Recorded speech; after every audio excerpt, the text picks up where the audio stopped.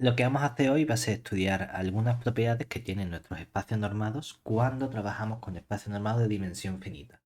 Siempre recordando que cuando trabajamos con un espacio normado, en realidad no deja de ser un espacio vectorial que tiene esa aplicación de norma. Por lo tanto, al hablar de dimensión estamos hablando de la parte vectorial, no de la parte de normado como tal, sino de la estructura vectorial que tiene nuestro espacio.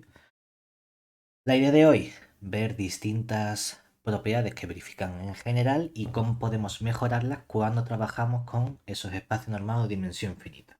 Lo primero que vamos a hacer es un resultado premio debido a RIS que nos permite acotar o estudiar el comportamiento que tienen nuestros espacios vectoriales en general cuando trabajamos con subespacios que sean cerrados. Entonces, lo que vamos a hacer sobre todo va a ser estudiar relaciones entre cerrados, completitud y similar y compacidad. Primer lema un poquito más técnico, debido también a RIS, nos permite estudiar ese buen comportamiento de nuestros espacios normados con respecto a los subespacios cerrados suyos. Es decir, vamos a coger nuestro X con su norma, que sea un espacio normado,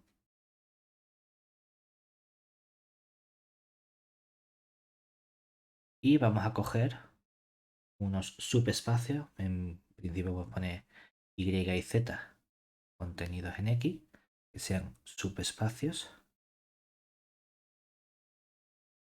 de X, pero le vamos a pedir también un buen comportamiento a su espacio Y.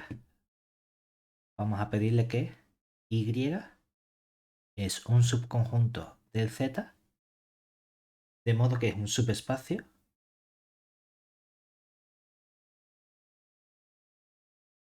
cerrado y propio. Con propio nos referimos a que no es todo el espacio Z, ¿vale? Entonces, sea cual sea la distancia t que cojamos entre 0 y 1, podemos encontrar un elemento, vamos a ponerle z de nuestro z mayúscula, que como es un espacio normado, vamos a decir que tenga norma de z igual a 1, de modo que estamos suficientemente alejados de los elementos de y, es decir, de modo que la norma de nuestro z menos y es mayor o igual que esa cantidad t para todo elemento y que cojamos de nuestro espacio y mayúscula, ¿vale? Es decir, geométricamente podemos tener la siguiente idea. Y demostración.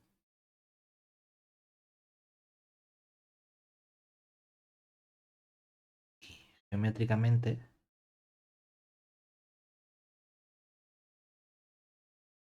la idea es la siguiente.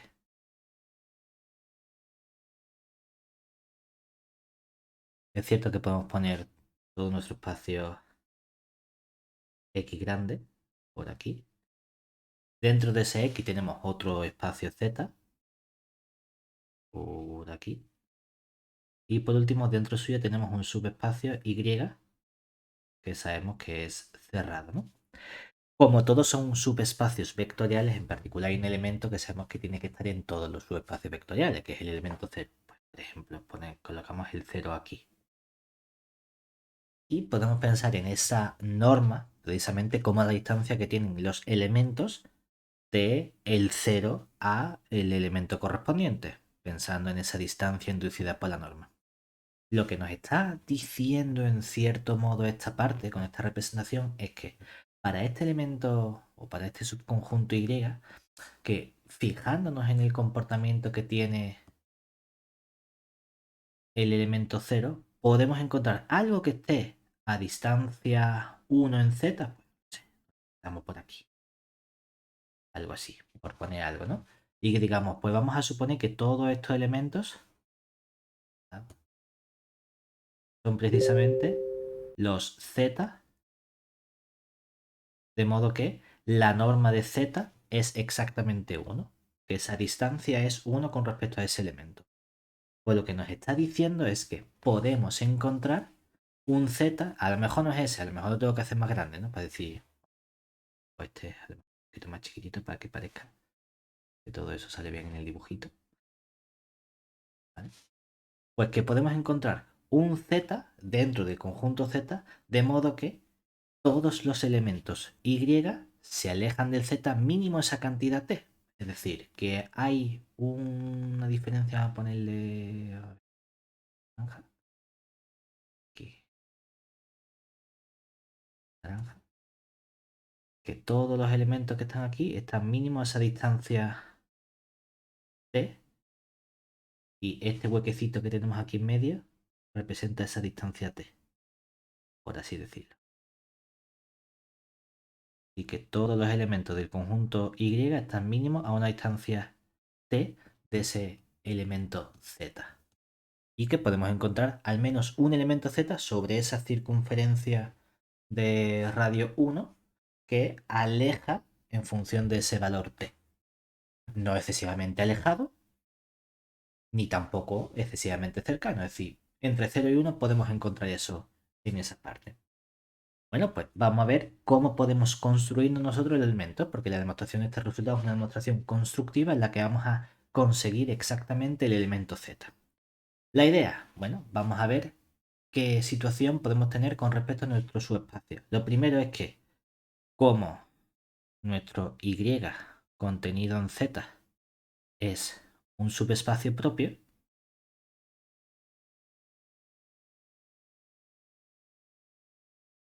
de z, tenemos que nuestro complementario z menos el y es distinto del vacío. Bueno, pues vamos a coger mínimo un elemento de ahí, es decir, sea entonces nuestro elemento z tilde perteneciente a ese complementario z menos y, que mínimo hay un elemento porque es distinto del vacío. Vamos a estudiar entonces cuál es esa distancia que tiene este elemento z con respecto a cualquier otro elemento y, es decir, vamos a llamar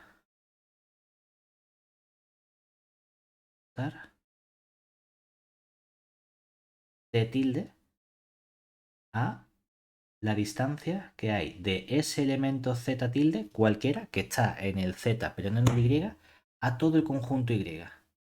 Claro, esta distancia de elemento a conjunto la hemos visto como el ínfimo para los elementos y del conjunto y mayúscula de las distancias que hay del z tilde a cualquier elemento y. Como esta distancia no es una distancia cualquiera, sino que es la distancia inducida por la norma, estos son justamente nuestros ínfimos con elementos y de nuestro conjunto y mayúscula de las normas del z tilde menos y. Hombre, sabemos que las normas son siempre mayores o iguales que cero, o las distancias son mayores o iguales que cero. Ahora, estamos haciendo un ínfimo de un conjunto de cosas mayores o iguales que cero. Hay dos opciones posibles. Que el ínfimo sea cero o que el ínfimo sea estrictamente mayor que cero. ¿Qué ocurre si el ínfimo fuese cero? Observemos que si nuestro t tilde fuese igual a cero, entonces existiría una sucesión de elementos y sub n contenidos en y, tales que lo que sabemos nosotros es que la distancia del z tilde a estos y sub n tendería, cuando la n tiende a infinito, a cero, ¿verdad? Pero claro, eso significa en términos de distancia que entonces el y sub n converge, cuando la n tiende a infinito, a ese z tilde. O lo que es lo mismo, como y es cerrado, si hay convergencia a un elemento, ese elemento límite tiene que pertenecer al conjunto, es decir, el z tilde tiene que estar dentro del conjunto y, lo cual es una contradicción o no puede ser porque el z tilde lo hemos cogido de z menos y, Lo cual significa que ese ínfimo t tilde no puede ser cero. Es siempre estrictamente mayor que cero. Vale, bueno, pues luego ya tenemos que nuestro t tilde es estrictamente positivo. Perfecto. Vamos a construirnos entonces nuestro t o nuestro elemento auxiliar que buscamos. El hecho de que este ínfimo sea mayor que cero, ¿qué nos implica? Por definición de ínfimo, por definición de ínfimo, tenemos que, si nosotros cogemos todos los elementos para un elemento concreto, el resultado ¿cómo va a ser? Mayor o igual que lo que valga ese ínfimo. Es decir, sabemos que la norma del elemento z tilde menos y tilde va a ser mayor o igual que ese ínfimo t. Y esto sería para todo y tilde perteneciente a nuestro i mayúscula, ¿verdad? Ahora, ¿cómo podemos mejorar este comportamiento?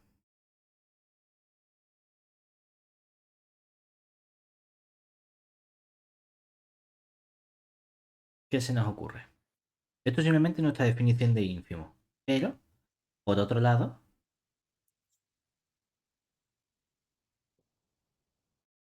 el axioma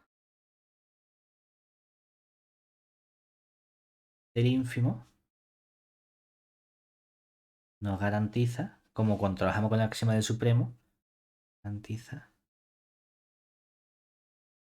que, para hacernos una idea geométrica, ¿no? Voy a dibujar aquí en R. Si tú dijeses, este t tilde es mi ínfimo, en el momento en el que me voy un poquito dentro, que lo hago más grande, puedo encontrar un elemento por aquí, ¿verdad? De modo que la norma está entre ellos dos. Eso es lo que nos garantiza. Normalmente lo hacemos con el supremo, nos metemos para la izquierda y hay un elemento intermedio. Ah, pues es cierto que por definición de ínfimo, esta norma siempre es mayor o igual. Pero es que el axioma del ínfimo nos garantiza que si hacemos este valor un poquito más grande, tiene que haber un elemento en medio que esté entre esos dos valores. Es decir, que... A ver cómo lo ponemos aquí. Normalmente tú puedes decir la norma, bueno, que vamos a poner para todo t perteneciente a 0,1, existe un elemento i tilde de nuestro i tal que, por un lado, la norma del z tilde menos i tilde, eso es mayor o igual que el t tilde. Ahí diríamos, bueno, esto no es el axioma del ínfimo, esto es la definición del ínfimo, ¿de acuerdo? Pero ahora esto es menor o igual que si este t tilde lo hacemos más grande. Hay esencialmente dos formas de hacerlo más grande. Opción número uno, súmale algo. Voy a decir, oye, pues sí, súmale este t, mientras le sumes algo positivo ya lo has hecho más grande. Pero otra opción de hacer cosas más grandes es dividir entre algo que sea más chico que uno. Pues mira, si dividimos entre una cantidad que sea más chica que uno, también podemos hacer esto más grande que el t tilde. Perfectamente válido. Lo que nos importa es que si hacemos este valor más grande, hay un elemento en medio, porque si no hubiese un elemento en medio, entonces este nuevo valor sería el siguiente ínfimo, lo cual contradice el hecho de que el t tilde sea nuestro ínfimo. Con esta información ya podemos construirnos nuestro candidato a elemento z. Es decir, vamos a elegir entonces, o más que elegir, vamos a construir. Vamos a construir. Entonces, el elemento z perteneciente a z buscado como este z va a ser simplemente, tenemos el elemento z tilde que estaba en el elemento z menos y, o sea que podemos utilizar este z tilde, ¿verdad?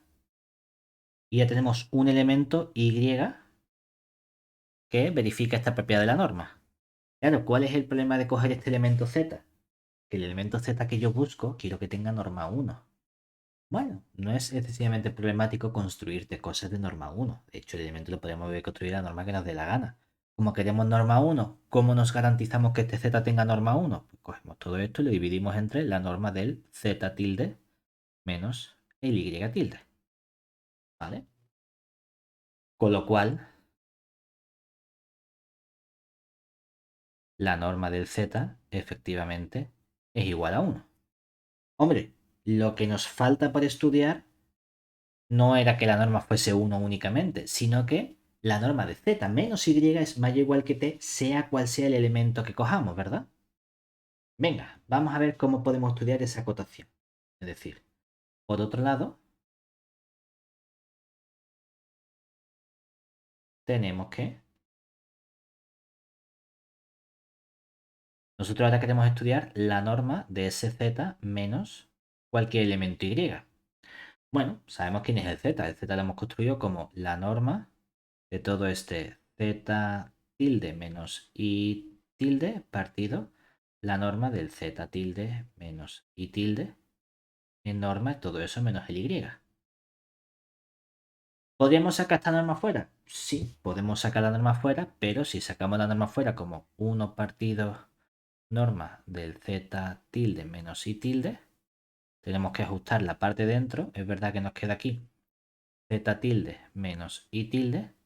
Y aquí nos queda el y multiplicado por la norma del z tilde menos ese elemento y tilde. ¿Vale? ¿Y qué más podemos hacer ahora? Nos fijamos en dónde están estos elementos.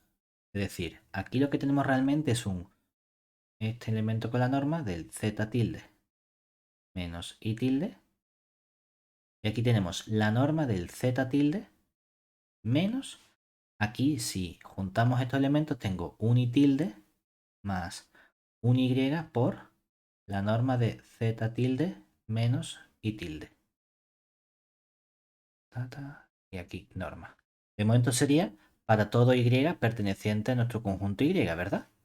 Eso es lo que hemos llegado de momento. No hemos hecho ninguna acotación ni nada, simplemente hemos reescrito con la información del z que hemos elegido. Pero nuestros espacios son espacios vectoriales. El i lo estamos cogiendo arbitrariamente del conjunto i mayúscula, que es un espacio vectorial. El i tilde era un elemento concreto también de ese espacio vectorial. Y la norma es un escalar. Es decir, como i es un espacio vectorial,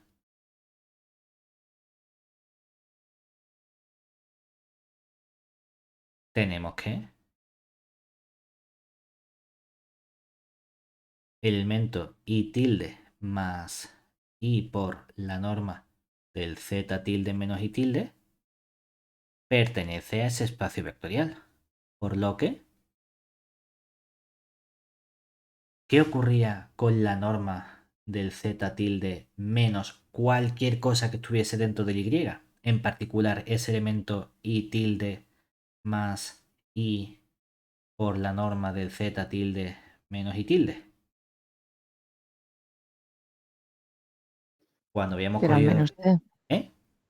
Que era al menos t, ¿no? Al menos t. Era mayor o igual que ese t siempre, ¿verdad? Por lo tanto, sé que esto es mayor o igual que la t tilde, porque el t tilde era el ínfimo de esas distancias. Claro, pero entonces ya podemos realizar una acotación, porque entonces,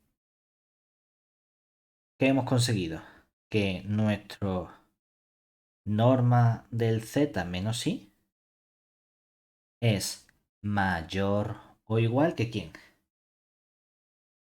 Que este t tilde dividido entre la norma del z tilde menos el i tilde. ¿Qué ocurre entonces? Que como habíamos cogido justamente estos elementos, si te fijas, si pasamos el norma de z tilde menos i tilde dividiendo y el t multiplicando, entonces nos queda que t tilde entre la norma es mayor o igual que la t. O sea que esto es mayor o igual que la t por el axioma del ínfimo. Y eso lo tenemos entonces para cualquier y que hayamos cogido en nuestro I mayúscula. Es decir, hemos sido capaces de acotar por encima todas las normas mediante este elemento t.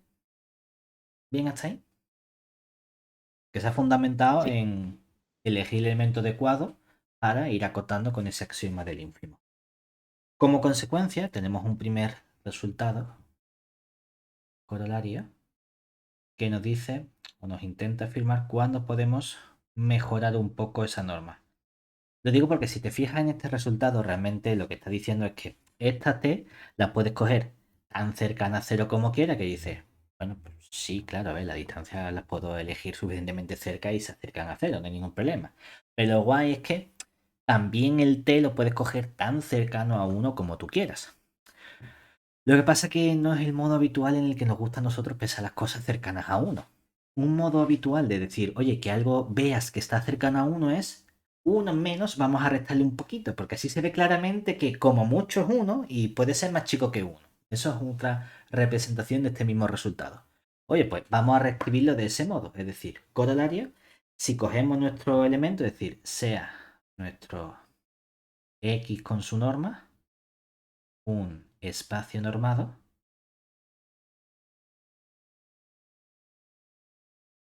y vamos a coger simplemente un m, no hace falta que pongamos 2 y z, un m subconjunto de x que sea un subespacio cerrado y propio.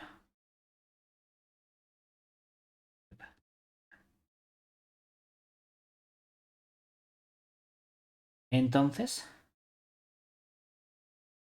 para cada epsilon mayor que 0, podemos encontrar un cierto elemento x que esté dentro de nuestro espacio x mayúscula con norma de x igual a 1, tal que lo que tenemos entonces es que la distancia o la norma o como lo queramos poner igual de ese elemento x al su espacio m es estrictamente mayor que el 1 menos epsilon. Que tú dices, bueno, en realidad es aplicar el resultado previo porque lo único que estamos haciendo es cambiar la t por 1 menos epsilon. No es que estamos haciendo una cosa grande. ¿Y qué pasa si el epsilon es 7? Bueno, entonces es trivial porque el momento en el que tienes a la derecha una cota negativa o un valor negativo, obviamente la distancia siempre es positiva. Que sí, que podríamos haber dicho para cualquier epsilon en realidad entre 0 y 1 y es igual, ya, pero es que también es cierto si pones un epsilon más grande que 1 porque, bueno, sigue siendo la distancia mayor o igual que 0, no hay ningún problema, ¿vale? O mayores que cosas negativas. Lo que sí es cierto es que este resultado lo podemos mejorar un poco cuando tenemos condiciones adicionales sobre el subespacio. Es decir, no lo vamos a ver todavía, nota, pero este resultado en cierto modo te está diciendo que puedes acercarte tanto como quieras a esa separación de uno. El tema es, ¿puedo conseguir que sea exactamente uno la separación? Hombre, exactamente uno no lo puedes hacer en general, pero cuando el subespacio M tiene un comportamiento adicional y ese comportamiento adicional es que tenga dimensión finita, entonces sí que podemos encontrar esa igualdad.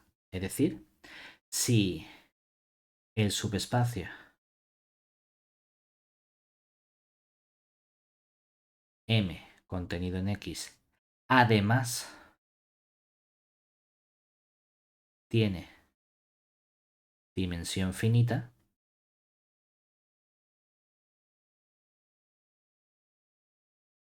veremos más adelante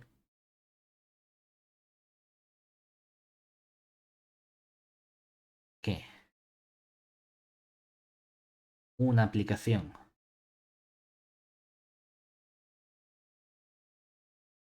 del teorema de Hahn-Banach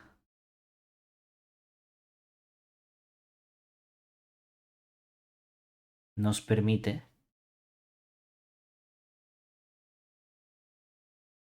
garantizar la existencia de ese elemento X perteneciente al X con norma de X también igual a 1, tal que la distancia del elemento X al M es exactamente igual a 1. Y que en el caso de un subespacio de dimensión finita, sí que podemos mejorar ese comportamiento, es decir, no solo que está a distancia mayor que 1 menos ese epsilon con el epsilon que nosotros creamos, sino que podemos encontrar exactamente el elemento a distancia 1 del conjunto M. Pero para ello es fundamental que nuestro subespacio M tenga dimensión finita. Este es el error que tiene ese resultado en el libro. En el libro aparece para cualquier que aparece como que este corolario sería simplemente aquí con un igual a 1, lo cual solo es cierto cuando la dimensión es finita. Aunque para eso vamos a esperar un poco más para verlo porque realmente es una aplicación directa del teorema de Hahn-Banach. Lo que sí es cierto en general, si queremos, es el corolario que hemos puesto nosotros, que me he inventado yo por ponértelo de algún modo, es el corolario aplicado a la distancia de esta separación, pero tenemos que poner entonces una desigualdad. ¿Vale? ¿Cómo demostrarías este corolario si quieres?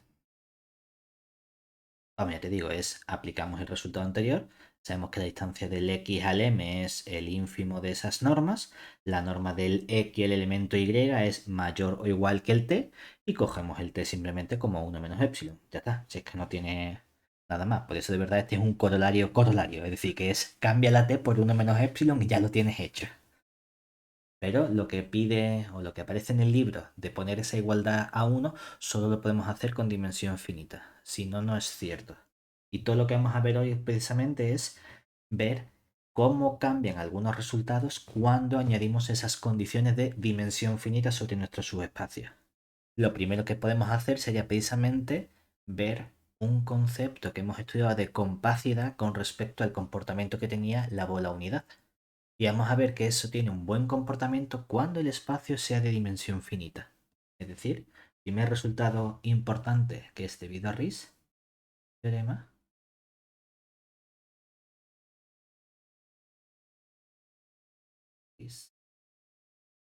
que nos da esa equivalencia entre el comportamiento. Es decir, sea nuestro X con la norma, un espacio normado,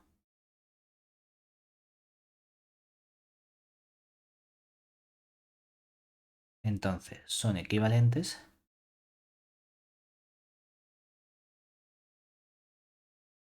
Por un lado, decir que nuestra bola cerrada de centro 0 y radio 1, la bola unidad cerrada, es compacto o compacta, si la leemos como la bola. Y segundo, garantizar que nuestro X tiene dimensión finita.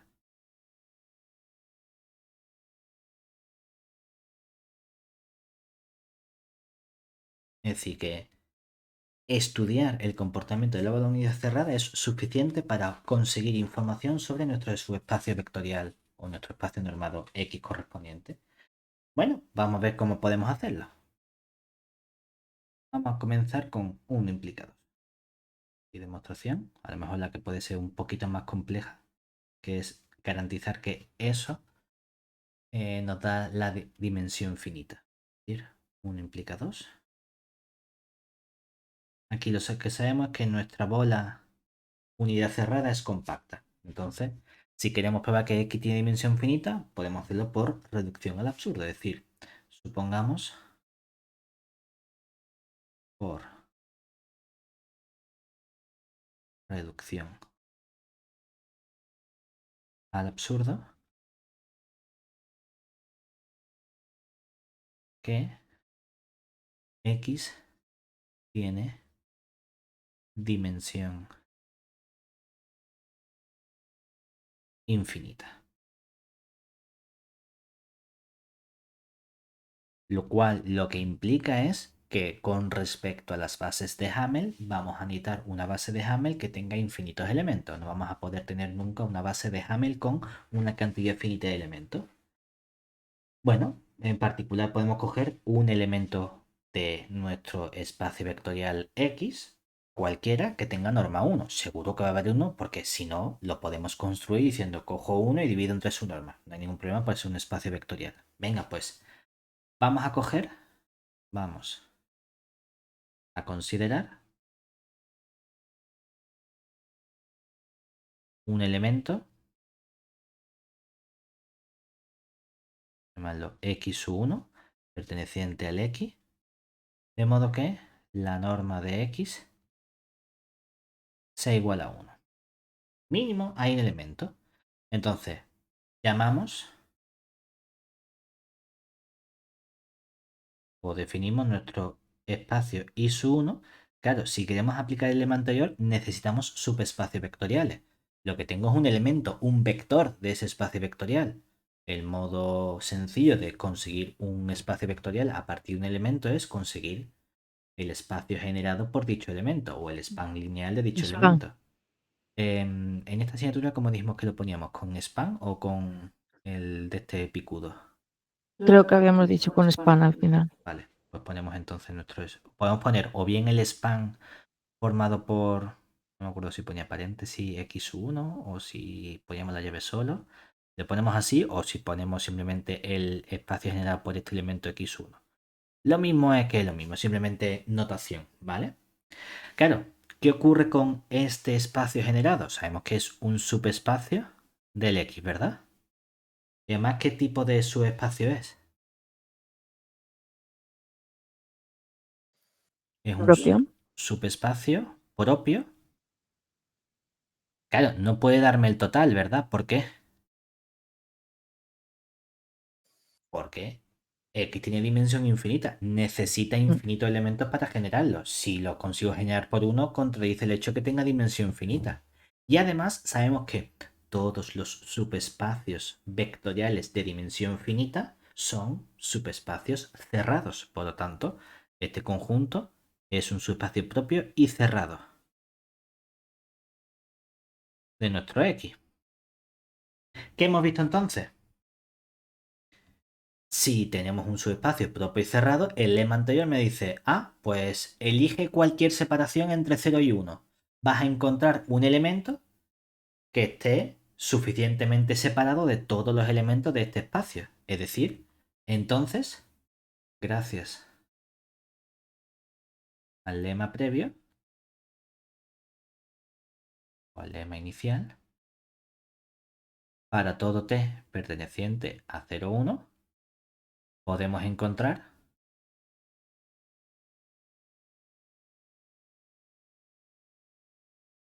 un elemento. Claro, que el resultado que nos dice un elemento, vamos a llamarlo x2 de nuestro espacio X, ¿qué tiene que verificar? Que tiene norma de X 2 igual a 1, tal que la norma del x2 menos x1 es mayor o igual que st, ¿verdad? Sea cual sea el x1 que cojamos de dónde. O bueno, vamos a poner, sea cual sea, y realmente un y1 para todo y1 que cojamos de nuestro espacio vectorial I1, ¿cierto? En particular podemos elegir valores concretos, es decir, en particular podemos tomar nuestro t igual a entre 0 y 1, dime un valor cualquiera. Un medio. Vale, no tiene por qué ser un medio siempre, ¿no? Pero venga, Pero, el un medio. vale. Y podríamos coger uno ¿Has dicho partido. cualquiera? Venga, pues voy a elegir uno partido por pi. Me da exactamente igual. Podemos ponerle un medio, ¿vale? Que es positivo y menor que 0. Y la norma del x2 menos el x1 en particular, porque el x1 es un elemento del y1, sabemos que es como mayor o igual que 1 partido por pi, ¿verdad? Bueno, pero es que entonces ya tenemos dos elementos. Podemos repetir este proceso. Es decir, consideremos ahora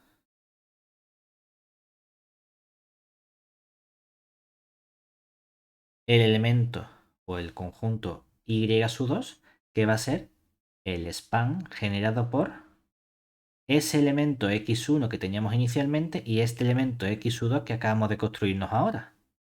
Que sabemos que es también un subconjunto de X, pero no solo un subconjunto, es un subespacio que también es propio porque está formado por dos elementos y mi X necesita infinitos elementos para generarse.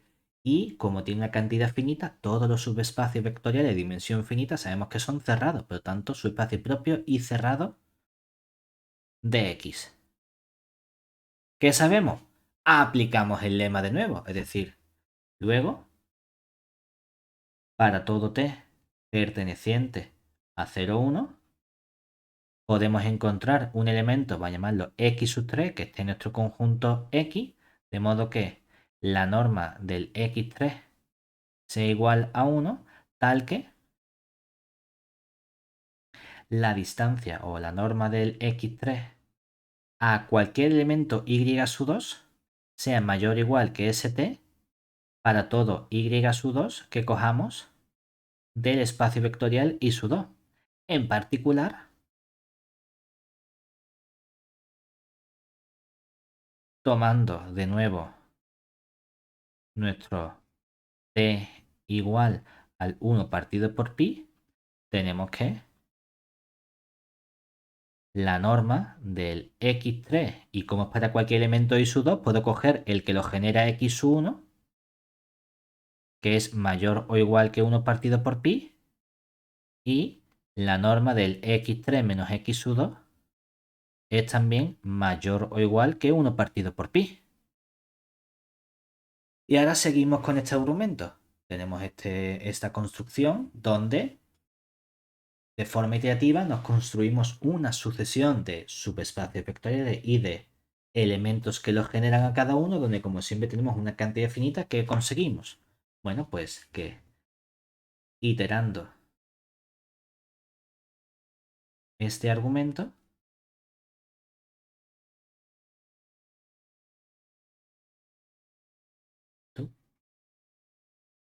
nos hemos construido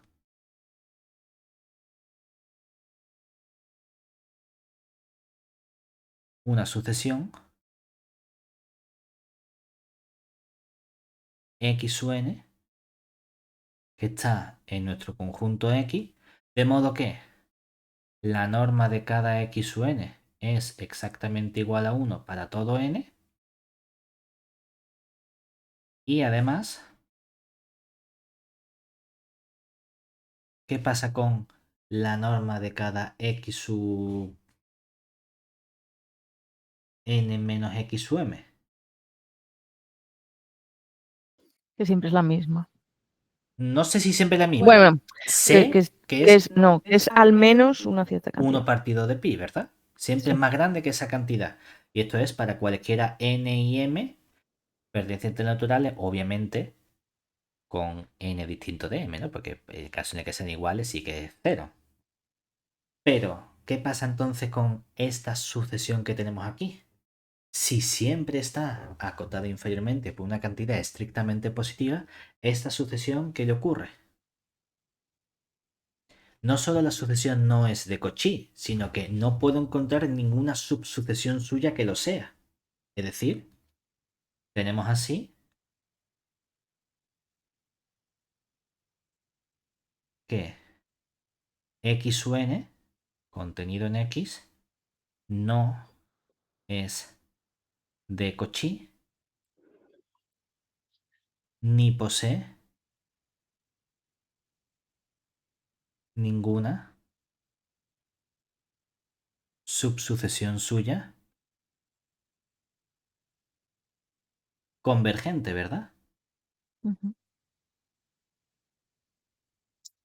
Y aquí aparentemente diríamos, ¿y qué? Bueno, pero es que resulta que aquí hemos dicho que la norma de x sub n, ¿cuánto vale? Vale 1, ¿verdad? Uno. Si vale 1, es que la distancia del x sub n al elemento 0, ¿cuánto vale? 1. Uno. Por lo tanto, podemos afinar un poco más esto y decir, ¿dónde está contenida esa sucesión exactamente? En la bola cerrada Mm. de centro 0 y Sí. radio 1. Que sí, que es un subconjunto de X, ¿verdad? Pero sabemos que está dentro de esta bola. Y resulta que esta bola cerrada de centro 0 y radio 1 hemos supuesto por hipótesis que es un conjunto compacto. Y en espacios métricos hemos estudiado una caracterización, una equivalencia entre conjuntos compactos. Y es que era equivalente decir que un conjunto de un espacio métrico era compacto con que para cualquier sucesión suya podíamos extraer una subsucesión convergente, que era nuestro teorema de Bolzano-Weierstrass. Y nos hemos construido una sucesión de nuestro conjunto compacto, de modo que no podemos extraer ninguna subsucesión convergente, lo cual es una contradicción con el resultado que vimos sobre espacios métricos, porque este conjunto tenemos aquí que es un compacto.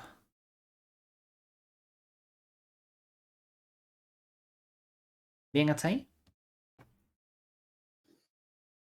Sí. Venga, vamos a ver la otra implicación. Esta no viene en el libro, pero nosotros la vamos a hacer para tenerlo todo completo.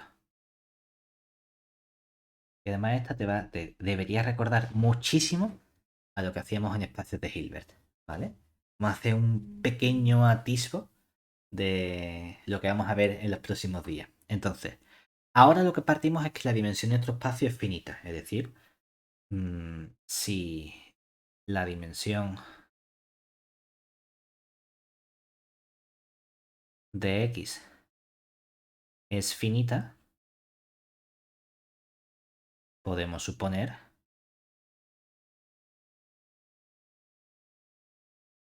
que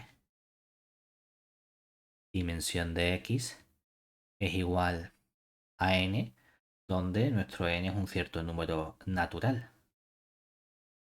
Además, al ser X un espacio vectorial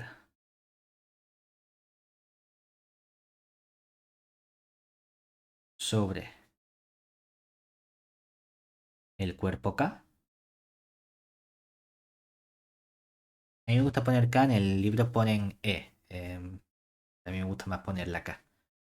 ¿Qué sabemos en particular? ¿Cuál es el cuerpo más o el espacio vectorial más sencillo con dimensión n? El propio cuerpo K elevado a n, es decir, el producto cartesiano de K n veces consigo mismo. Es decir, tenemos que,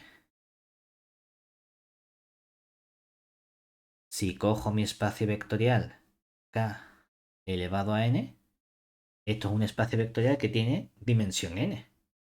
Pero es que el X también tenía dimensión n, ¿verdad? Y si dos espacios vectoriales tienen la misma dimensión finita, es que esos dos espacios son isomorfos. Voy a ser capaz de encontrar una aplicación que vaya de uno en otro que sea un isomorfismo. Es decir, existe, existe una T, por ejemplo, que vaya de X en este espacio vectorial K sub n que sea isomorfismo. Oh, mira qué bien. Pero entonces, ¿qué podemos hacer con esta aplicación? Bueno, pues para cada elemento X que cojamos de nuestra bola cerrada de centro 0 y radio 1, tenemos que, ¿cómo es la norma de X? Pues esta la bola cerrada es menor o igual que 1. Por lo Mm. que, si cogemos la norma de la imagen T de X, y ahí viene la parte de Hilbert, ¿qué podemos hacer con la norma de T de X? La podemos relacionar con la norma del operador y la norma del elemento, ¿verdad? Esto era siempre menor o igual que la norma del operador T por la norma de ese elemento X. Pero es que la norma del elemento x es menor o igual que 1, por lo tanto esto es menor o igual que simplemente la norma del t, sea cual sea el x que cojamos de esta bola cerrada de centro 0 y radio 1. Vale. ¿Qué información nos da esto sobre los elementos t de x y el elemento t? Hombre, que la aplicación con la que estamos trabajando en estos espacios vectoriales es un isomorfismo, es decir, un homomorfismo. ¿Qué ocurre con los homomorfismos? Que los homomorfismos son las aplicaciones buenas que tenemos entre espacios vectoriales. Y si tengo un isomorfismo, no solo existe la aplicación t que va de x en ese espacio k elevado a n.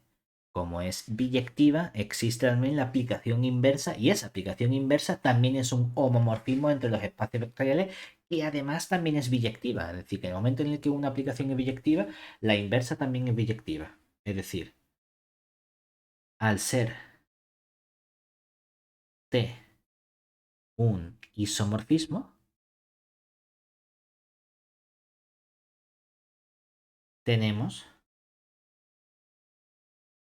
que tanto la aplicación t como la aplicación t-1, que también existe como aplicación, son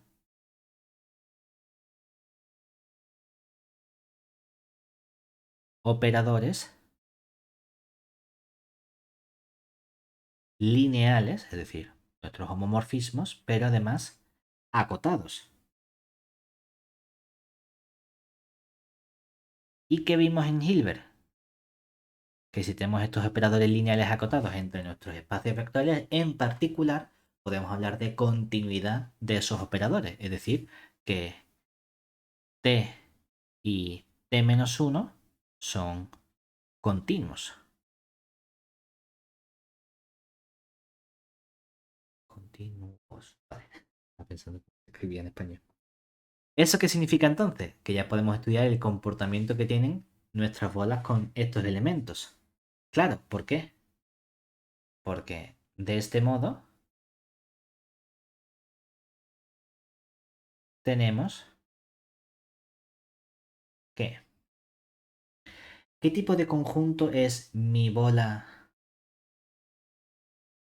de centro 0 y radio 1 cerrada? Es un subconjunto de k elevado a n, ¿verdad? Y, bueno, perdón, es un subconjunto de x. Y ahora, si cogemos la imagen, pongo la imagen t de la bola de centro 0 y radio 1, es un subconjunto, este sí, de k elevado a n, ¿verdad? ¿Qué tipo de conjunto es la bola cerrada de centro 0 y radio 1? Cerrado. Es un conjunto cerrado en X, ¿verdad? Ujú. ¿Puedo garantizar que T, que la imagen de un cerrado es un cerrado? En general no, lo que puedo garantizar es que la antiimagen de un cerrado es un cerrado, ¿verdad?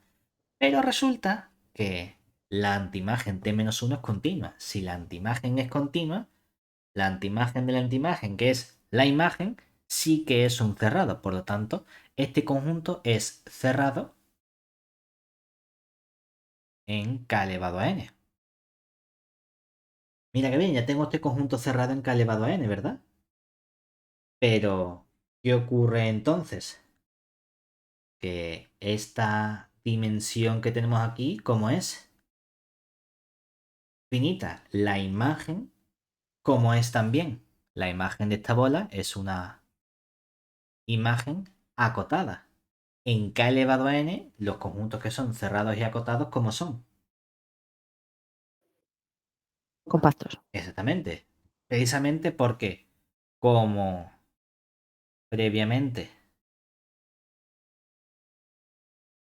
hemos visto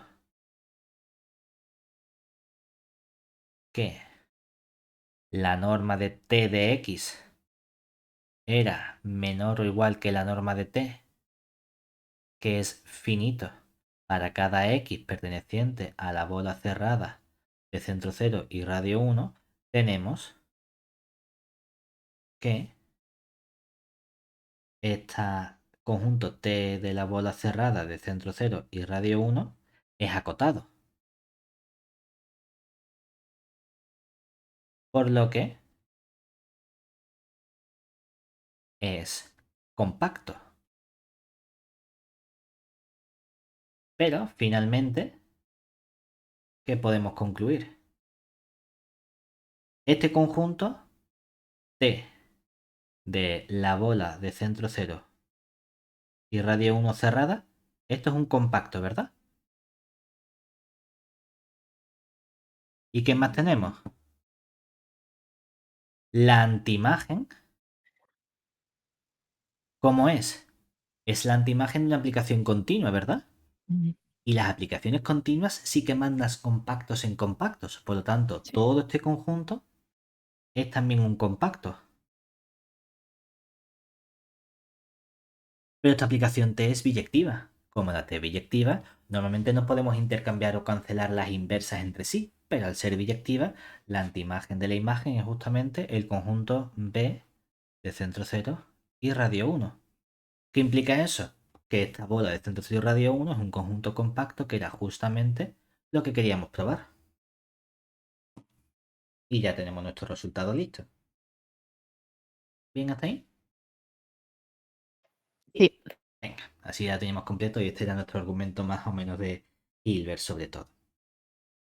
Vamos a estudiar ahora nuestro resultado un poquito más técnico, que es nuestro lema que tenemos a continuación para poder estudiar o relacionar los conceptos, igual que hemos visto ahora mismo con compacidad. El otro concepto que nos suele interesar estudiar es la completitud. Pues vamos a ver qué información nos hace falta para poder tener un buen comportamiento de cosas completas en nuestros espacios normados. Entonces decimos, venga, nuestro primer resultado técnico, que es el que va a tener toda la tralla de la demostración realmente, nos dice que si tenemos nuestro X con su norma, que va a ser un espacio normado. Y vamos a suponer que tenemos una cantidad finita de elementos, es decir, consideremos nuestros elementos x1, x2, hasta un cierto x(n), subconjunto de X, pero como es un espacio vectorial, queremos que este conjunto sea un conjunto linealmente independiente.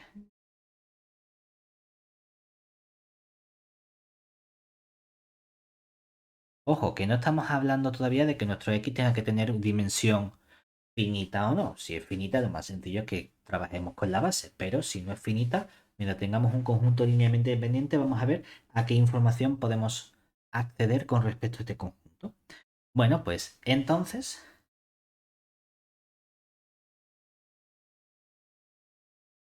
existe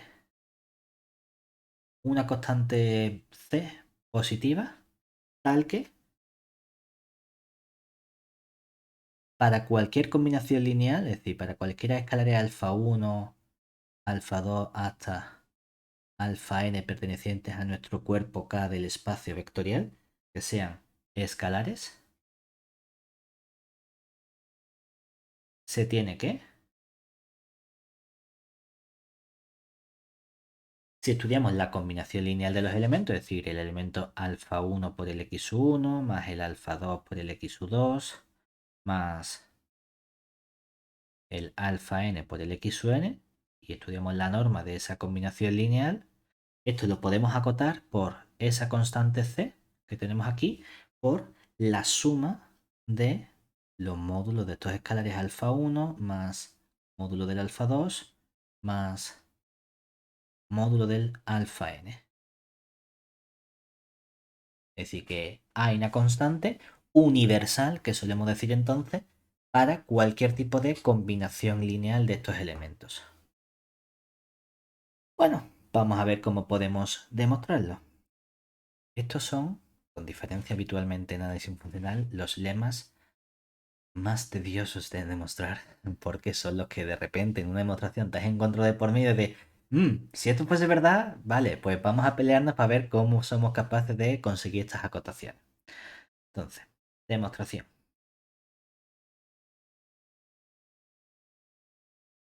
Bueno, aquí hemos dicho escalares cualesquiera, ¿verdad? Hombre, es cierto que si los escalares son todos nulos, esto es trivial, ¿no? Porque si todos los escalares son cero, cero más cero más cero, toda esta parte es cero, y la combinación lineal es cero, y obviamente cero es mayor o igual que cero. Entonces, oye, que sí, es verdad que si todos son cero no hay ningún problema, pero vamos a estudiar el caso interesante que es cuando no sean cero. Sí. ¿Cómo lo ponemos? La desigualdad anterior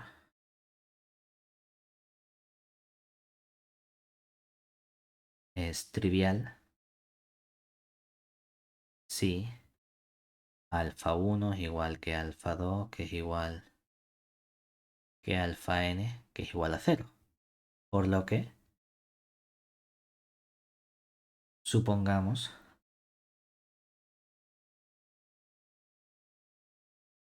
que existe al menos un índice, un i, perteneciente a 1, 2 hasta n, de modo que alfa i es distinto de cero.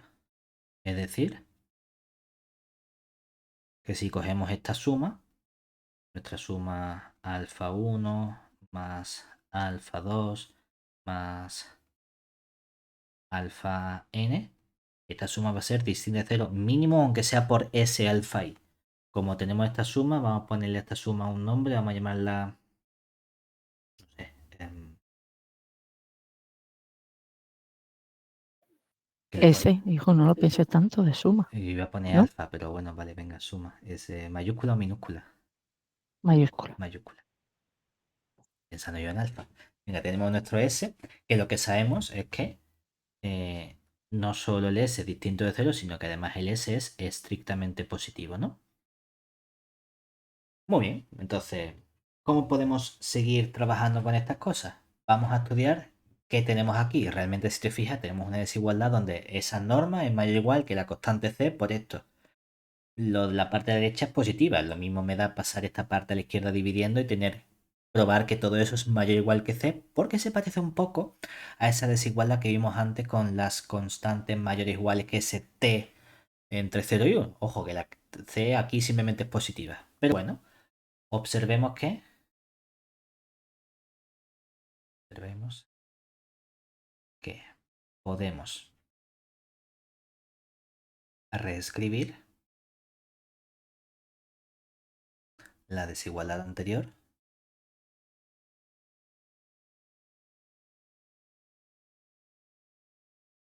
como las normas de este alfa 1 partido por s por el x1 más alfa 2 partido por s por el x2 más alfa n partido por el s por el x sub n mayor o igual que esa constante c. Entonces podemos decir, bueno, pues vamos a ponerle nombre a estos elementos que aparecen aquí. Nuestro alfa 1 partido por s, alfa 2 partido por s, alfa n partido por s. Vamos a decir, pues ya que hemos dicho que estos elementos son alfa 1, a esto lo vamos a llamar el beta 1, a esto lo vamos, bueno, dos puntitos y en para el otro.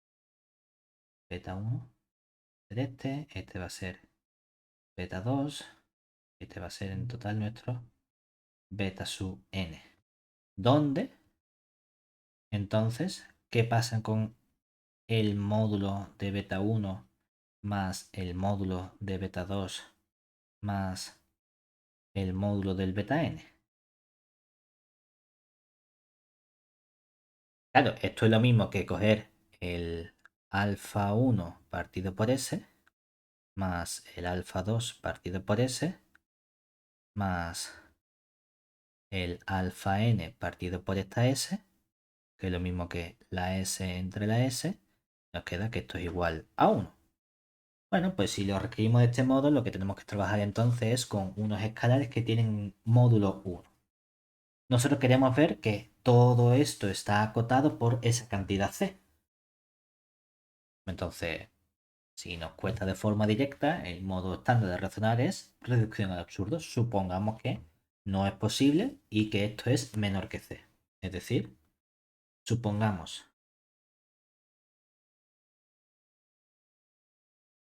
entonces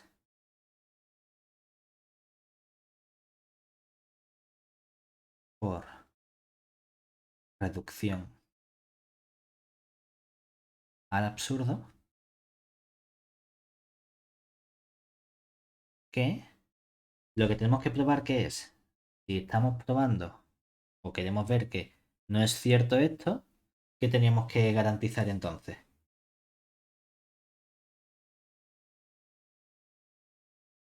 Lo contrario de todo esto sería que, sea cual sea la Al revés. constante C positiva, podemos encontrar unos escalares de modo que esta desigualdad se invierte. Es decir, Ujú.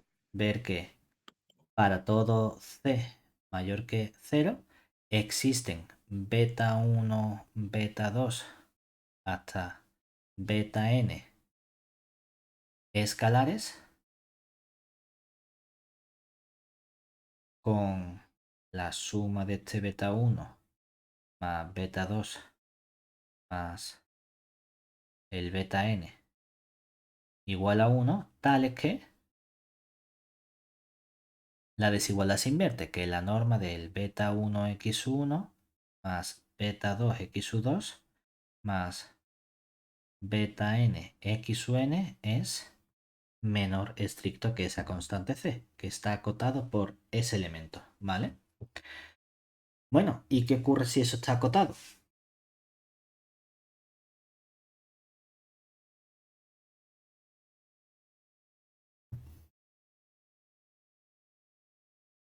Claro, piensa que esto es, sea cual sea la cantidad finita de elementos, ¿verdad? Es decir, que es para 2, para 3, para 4, para 5, para...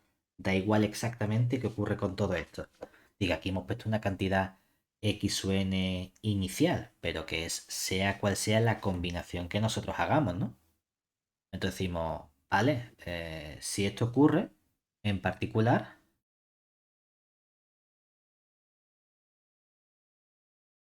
existe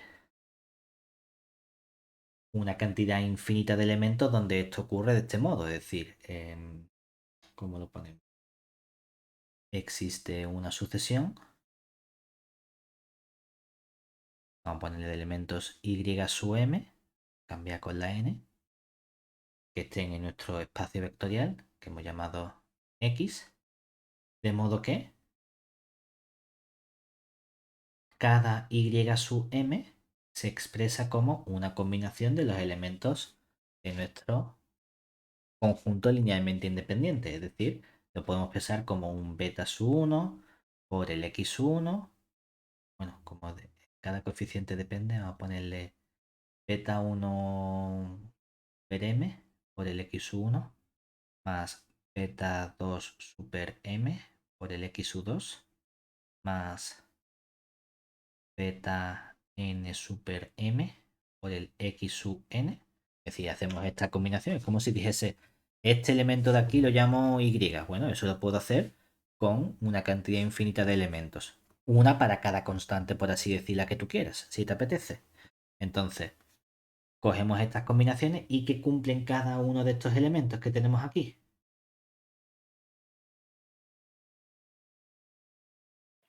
Que la suma de beta 1 super m más beta 2 super m más Eso tiene que ser uno, ¿no? esto tiene que ser Sí. siempre 1. m es igual a 1, sea cual sea el m natural que nosotros cojamos. Vale. ¿Podemos exigirle algo más? Hombre, si esto lo haces para cualquier constante c, piensa en que puedes coger una sucesión, ¿verdad? De la forma que la constante c sea 1 partido por m. O todo lo chica que tú quieras, lo cual significa que puedo conseguir que la norma de estos elementos y su m sea tan pequeña como yo quiera. Es decir, podría con este argumento decir, como mi constante c puedo elegirla tan chico como me apetezca, Además, podemos suponer que la norma de estos I sub m tiende a cero al tomar, por ejemplo, la constante c de la forma 1 partido por m, si nos apetece, con m perteneciente a las naturales. Que realmente, como es para cualquier constante, cogemos las constantes c igual a 1 partido por m. Cada constante c sub m tiene asociado esta combinación que llamamos y sub m, que son los escalares correspondientes. Tú dices, muy bien, ¿y qué? Hombre, y la única información tangible que tenemos es qué ocurre con los escalares. Aquí también tenemos una sucesión de escalares, ¿verdad? Es decir, para cada m tenemos unos escalares, o para cada i realmente, para la primera posición, segunda posición, enésima posición, tenemos una sucesión de escalares en m. Es decir, que observemos que fijado nuestro i perteneciente a 1, 2 hasta n, la posición, la sucesión de escalares de la forma beta sub i m es una sucesión que ¿dónde está? En K, ¿verdad? Y esta sucesión son escalares que, ¿qué les ocurre? ¿Pueden ser tan grandes como nosotros queramos? No, porque tienes una limitación del módulo. Claro, porque módulos están entre 0 y 1, por lo tanto, más grandes que cosas de módulo 1 no van a ser, por lo que es una sucesión de escalares que está acotada. ¿Y qué ocurre con sucesiones acotadas? Hombre, que a lo mejor la sucesión no es convergente, la sucesión Pero la completa, subsucesión. pero puedo Sí. extraer una subsucesión que sí sea convergente. Por lo que podemos extraer una subsucesión convergente. Digamos una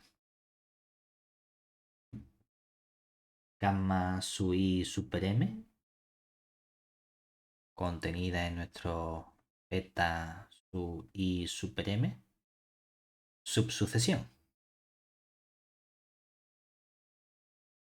De modo que converge un cierto... Como converge... ¿A qué prefieres que converja? ¿Beta sub i o gamma sub i? ¿Qué te da más coraje?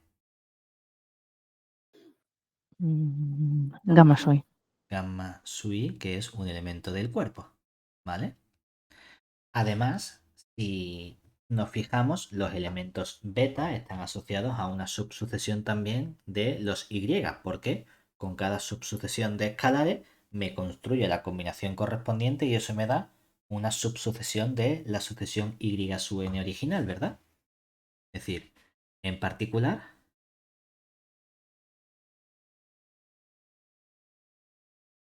si hacemos esto para cada i, ¿verdad? Tendríamos el qué? Tendríamos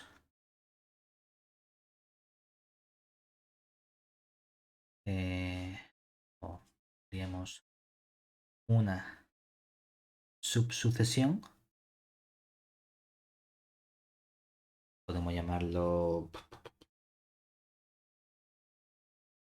y sub y lo ponemos, porque el elemento lo hemos llamado ym, y, m, que es una subsucesión de nuestra y sub m anterior, ¿verdad? M asociada a la elección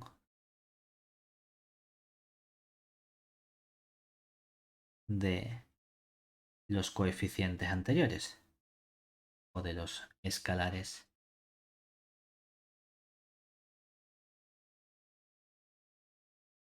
anteriores. Es decir, cada elemento y sub i, m, ¿cómo lo conseguimos? Como la combinación, ¿verdad? De esos de esos beta sub i super m. No, hemos dicho gamma.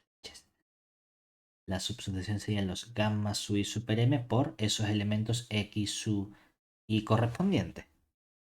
¿Vale? ¿Bien hasta ahí? Sí. Esto sería con cada coeficiente.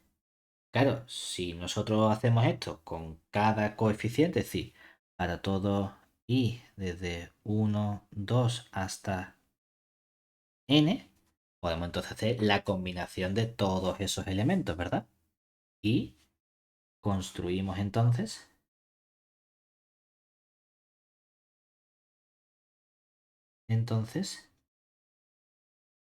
una subsucesión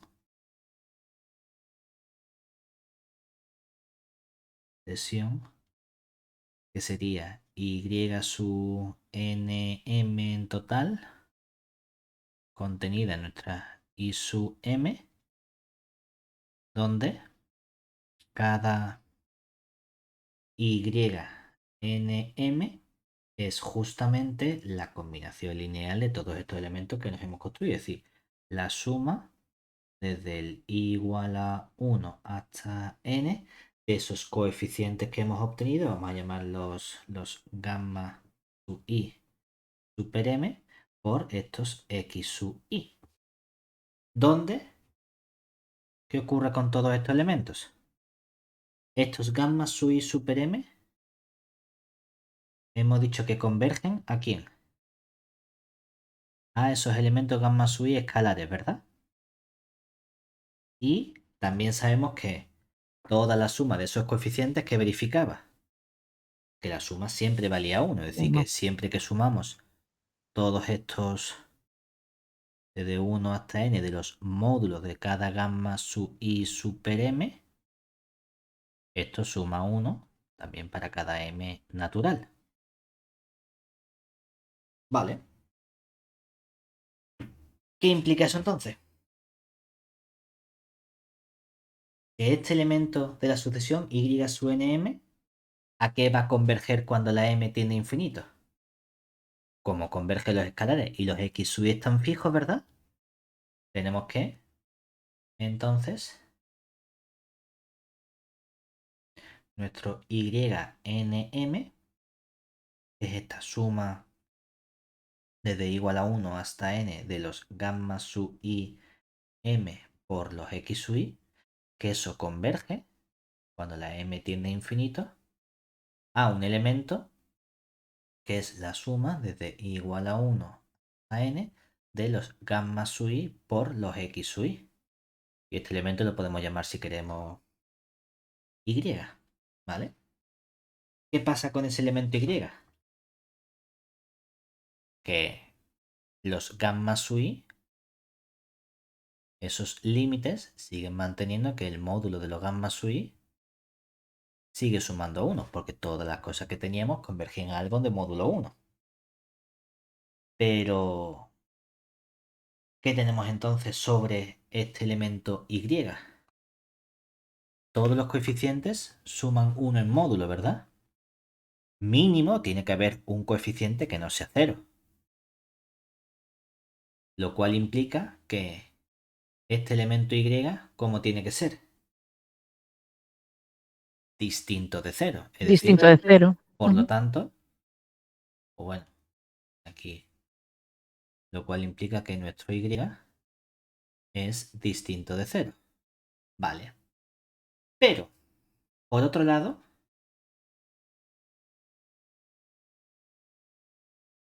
¿qué ocurría con los elementos I sub n? Que claro, estos elementos I sub nm, si lo estudiamos en norma, ¿verdad? Pues si el I sub nm tiende a y, esto tiene que tender ¿a qué? A la norma de Y. Vale. Pero, cuando la m tiende a infinito, esto tiene la norma de y, que ya sabemos que como el elemento es 0, esto es distinto de 0. ¿Cierto? Sin embargo, los I sub nm son una subsucesión de la inicial, ¿verdad? Es decir, I sub nm en m contenido en I sub m es una subsucesión de I sub m. Por lo que, al ser la norma de la sucesión original, la hemos escogido con esas constantes c sub m que eran 1 partido por m tendiendo a 0, debe ser entonces la subsucesión I sub nm a que tiene que converger también. A lo mismo, A lo 0 mismo, que es también. 0. La m tiene infinita. Lo cual no puede ser, porque no puede ser que al mismo tiempo converja a la norma de un elemento que es no nulo y que converja por ser una subsucesión a algo que sí es nulo, ¿verdad? Ahí tenemos nuestra contradicción. O sea que la idea ha sido simplemente el decir, si tenemos por reducción al absurdo esta construcción de nuestros elementos, yo lo que puedo hacer es decir, pues voy a fijarme elemento a elemento, cada uno de esos coeficientes, de esos escalares, conforma una sucesión que está acotada. De esa sucesión acotada extraigo una subsucesión que sé que converge a un cierto elemento, a un cierto escalar. La idea es entonces decir, de esa subsucesión que tiene convergencia, mi candidato al límite va a ser la combinación de los límites de los coeficientes. Como mantengo el buen comportamiento sobre los coeficientes todo el rato, sé que el elemento al que convergen no es 0, porque mis elementos x eran linealmente independientes, por tanto el único modo de que me salga 0 es que todos los coeficientes tienen que ser nulos. Y sabemos que no todos los coeficientes pueden ser nulos porque la suma da 1. Pero como yo he elegido mi sucesión para cualquier constante c, lo hemos elegido para esa constante c que sean 1 partido por m, puedo hacer que la sucesión tenga norma tan chica como quiera, es decir, que converja a 0, y tengo al mismo tiempo algo que en norma debe converger a 0, mientras que los elementos convergen a un elemento no nulo, lo cual es nuestra contradicción. ¿Vale? Bueno, pues ya con este lema podemos estudiar los resultados fundamentales, que es cómo la dimensión finita nos garantiza un buen comportamiento de la completitud. Es decir, teorema, primer resultado de completitud que nos dice, bueno, pues sea nuestro X con su norma un espacio normado, entonces si cogemos un subespacio suyo, ¿y qué prefiere llamarlo? ¿Y o M? Y, claro. Pues si Y es un subespacio de X, que es un subespacio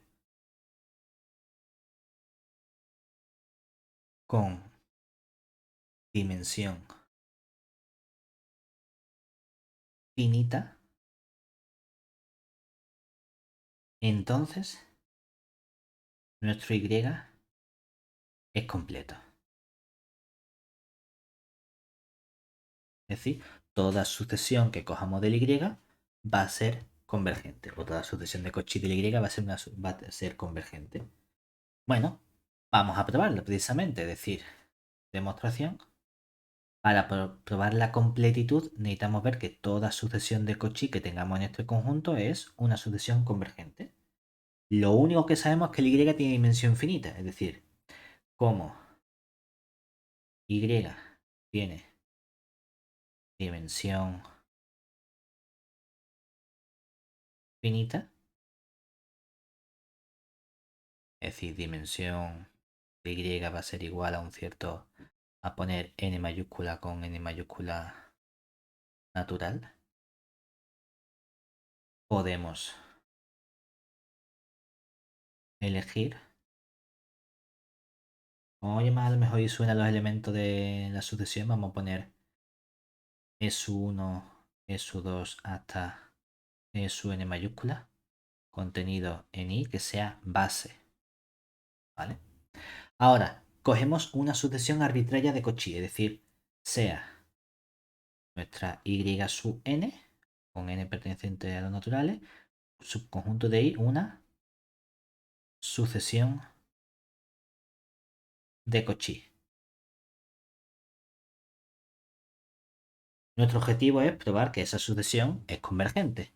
Ahora, cada elemento está en Y. Como cada elemento está en Y, cada elemento se puede expresar como una combinación de los elementos de la base. Es decir, como cada I sub n pertenece al Y para todo n perteneciente a los naturales, podemos expresar cada uno de esos Y sub n como una combinación desde i igual a 1 hasta n mayúscula de unos ciertos escalares alfa sub i que van a depender del n por esos elementos sub i, donde estos escalares alfa 1n, alfa 2n hasta el alfa n mayúscula n son escalares para todo n natural. Vale. Tenemos entonces una combinación lineal, ¿verdad? ¿Qué nos decía el resultado anterior, el lema anterior? Si hago una combinación lineal, puedo encontrar una constante C suficientemente grande, ¿verdad? De modo que la norma de la combinación es más grande que esa constante por la suma de los módulos de esos escalares, ¿verdad? Entonces, en particular,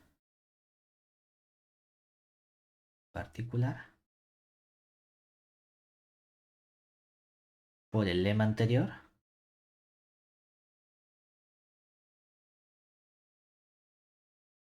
bueno, vamos a hacerlo un poquito mejor. Vamos a combinar cosas. El lema anterior nos garantiza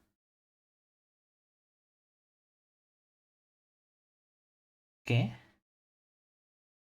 ¿qué tendríamos? Bueno, vamos a hacer una cosa. A ver cómo lo puedo poner para que sea mejor. A poner. ¿Sabemos qué? Vamos a escribir lo que sabemos, que es lo que siempre hacemos bien. Por un lado,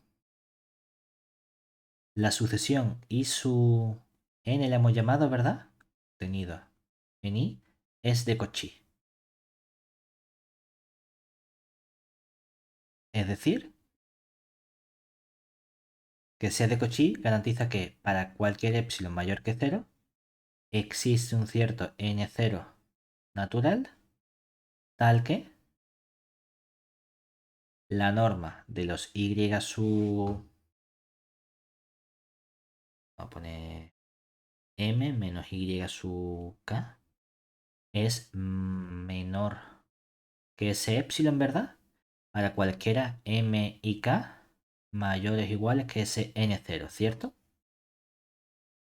¿Bien hasta ahí? Ahora, Sí, si nosotros fijamos esas diferencias, puedo construirme una sucesión de diferencias, ¿verdad? Es decir, aquí, para cada m y k mayor o igual que n0, las diferencias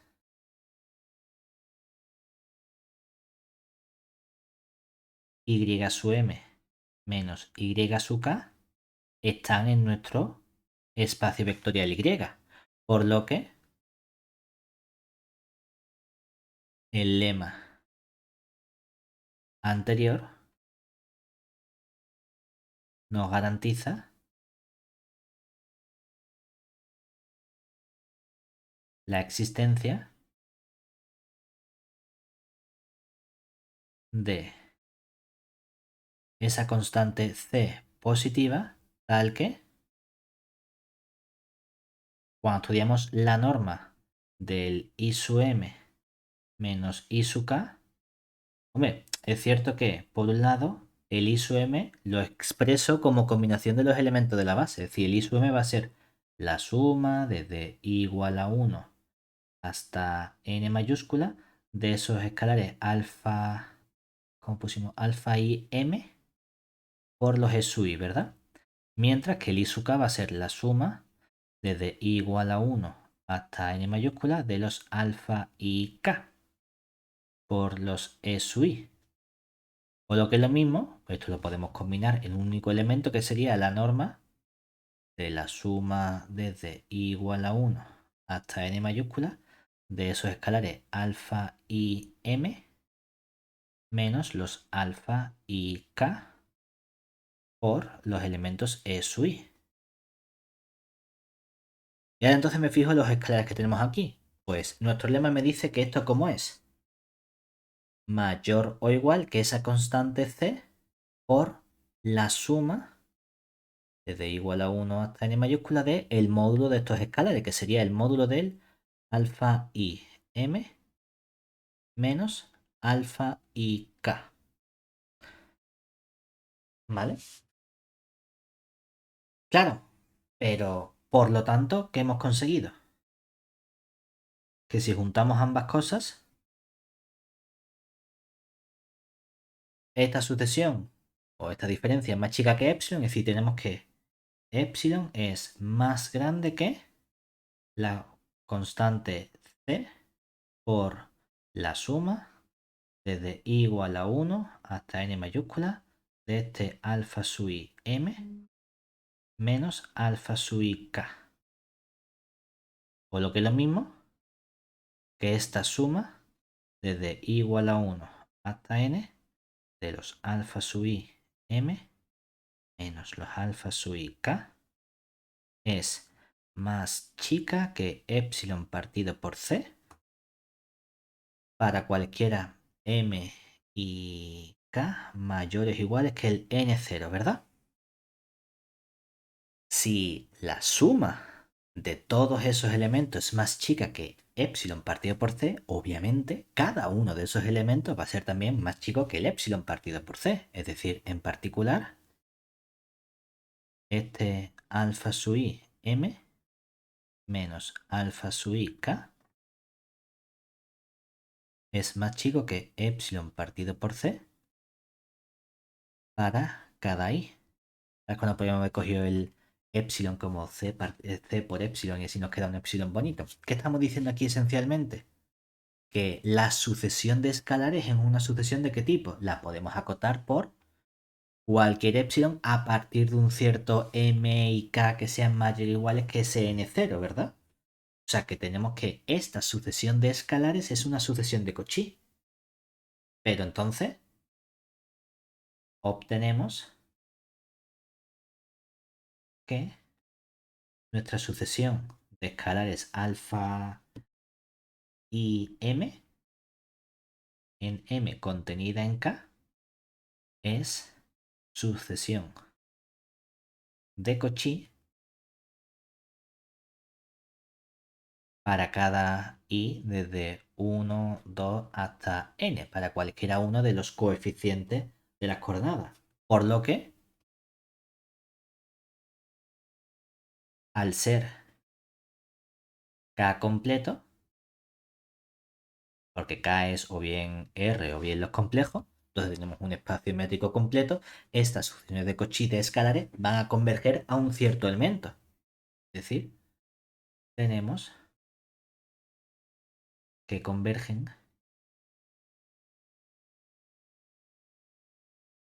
a un cierto,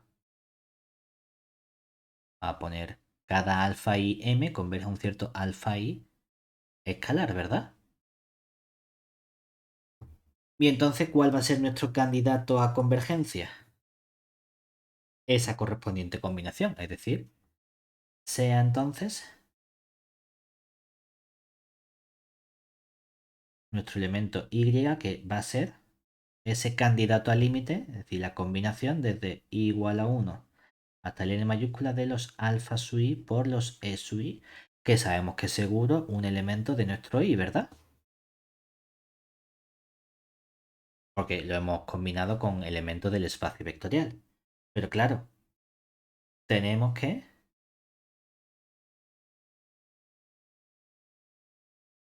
¿Qué ocurre con la norma del i sub n menos el i? Claro, nosotros queremos ver que hay convergencia de la sucesión, ¿verdad? Y que el elemento al que converge está en nuestro espacio, ¿no? Pues no haya cosas raras. Que está en el espacio es trivial. La convergencia la estudiamos en la norma del correspondiente espacio normado. Tenemos que ver que esta diferencia efectivamente tiende a cero para garantizar que la sucesión I sub n converge a este candidato al límite que nos hemos construido. Bueno, pero si nosotros desarrollamos los elementos, ¿esto qué sería?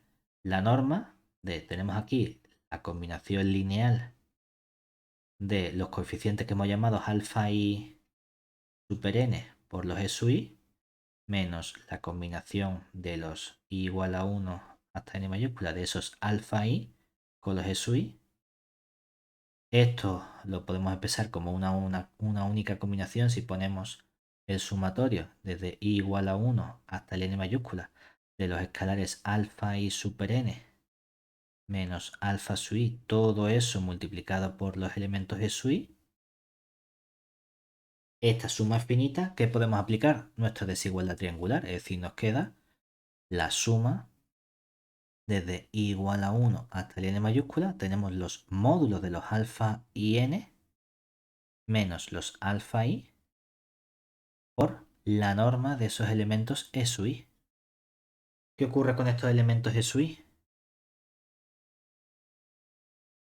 Son elementos de la base. Tiene norma, Claro, norma 1. es que si hubiésemos querido, podríamos haber dicho, cógete una base que tenga norma 1. Ah, es que ¿cómo lo cogemos? ¿Qué más da? Si no tiene norma 1, los acotas por la mayoría normal porque es una cantidad finita, ¿verdad? Es decir, que esto a una mala está acotado por la mayor de las normas enésimas que tenemos aquí. ¿Y qué ocurre con esta parte que tenemos aquí? Que depende de n. Esto no depende de n, por lo tanto, cuando la n tiende a infinito, toda esta parte converge a los alfa sub i, estos módulos tienden a cero y nos queda una suma de ceros que sería converge a cero. Por lo tanto, tenemos que efectivamente nuestra sucesión de Cauchy converge en el espacio Y, es decir, en términos de la norma correspondiente. ¿Sí? Como consecuencia trivial e inmediata que hemos trabajado también en Hilbert con esos comportamientos, aquí nuestro corolario, es que si trabajamos con esos espacios cerrados, perdón, con esos espacios finitos, podemos garantizar que son cerrados, es decir, sea nuestro X un espacio normado.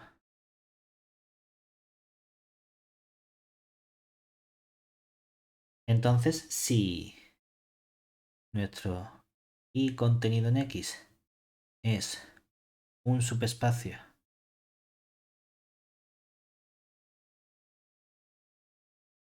con dimensión finita, entonces nuestro elemento Y es cerrado.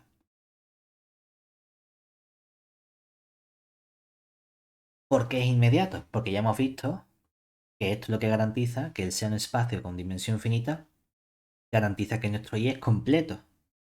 Es decir, que toda sucesión de Cauchy es convergente. Ver que Y es cerrado, lo que tengo que ver es que toda sucesión convergente lo hace a un elemento que esté en el espacio Y, ¿verdad? Precisamente que acabamos de ver nosotros. en esta construcción hemos visto que el elemento al que converge está en el espacio Y, ¿verdad? Pero si no lo queremos utilizar con la demostración anterior, diríamos simplemente, bueno, si cogemos nuestra sucesión convergente, en particular esa sucesión convergente es de Cauchy. Como es de Cauchy y el espacio Y completo, tiene que converger a algo que esté en el espacio. Por lo tanto, el límite está en el Y. Ah, pues entonces la sucesión original tiene que converger a lo mismo a lo que converja esa subsucesión o esa sucesión de Cauchy. Luego, converge al mismo elemento que está en el espacio Y, que es inmediato en cuanto tenemos ya ese buen comportamiento. De hecho, podemos intentar caracterizar un comportamiento similar cuando trabajamos con compacidad. El problema de compacidad es que hemos dicho, no, eso no siempre se verifica porque cerrado no es suficiente para garantizar compacidad. Lo solemos relacionar con el concepto de acotado. Aún así, tampoco tenemos garantía de que cerrado y acotado sea equivalente a compacto. Compacto es un concepto más fuerte, pero cuando trabajamos con espacios de dimensión finita sí que podemos garantizar esa equivalencia, es decir, teorema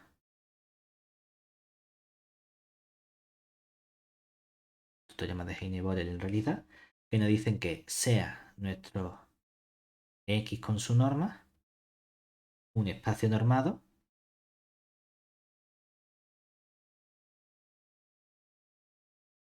con dimensión de X finita. Entonces, dado un subespacio M contenido en X, tenemos que nuestro conjunto M es compacto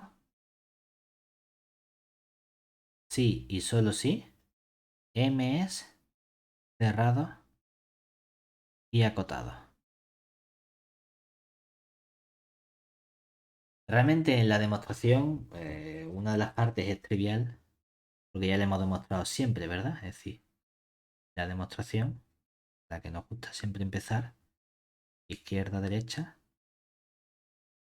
tenemos que todo compacto es cerrado y acotado. Eso ya lo vimos. Lo que a lo mejor es un poquito más complejo es garantizar que cerrado y acotado en dimensión finita es suficiente para tener nuestra compacidad. Esa es la parte importante. ¿Sí? Este recíproco. Entonces, claro, tenemos que trabajar con algo de dimensión finita. Bueno, pues de nuevo, sea como nuestra dimensión de x es igual a n, que es finito, sea nuestro elemento e sub 1, e sub 2 hasta e sub n, contenido en x, una base.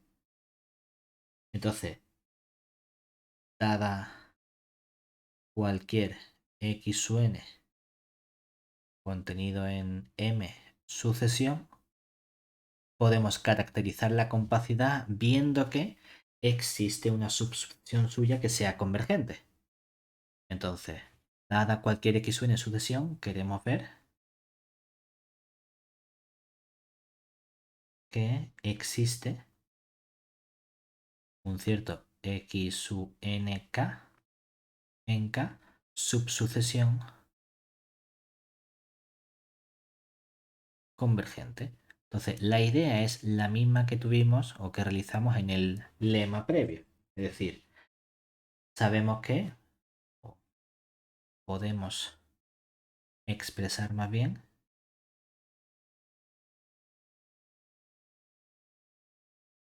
cada elemento x sub n como una combinación de los elementos de la base, es decir, como la suma desde el i igual a 1 hasta n mayúscula de unos alfa sub i super n por los elementos e sub i, ¿vale? Donde tenemos estos escalares alfa sub i n pertenecientes a para todo i desde 1, 2 hasta el n mayúscula y para todo n perteneciente a los naturales. Ahora, el conjunto M es un conjunto acotado, ¿verdad? Lo cual significa que si cogemos una sucesión que está en M, esa sucesión también está acotada. Es decir, al ser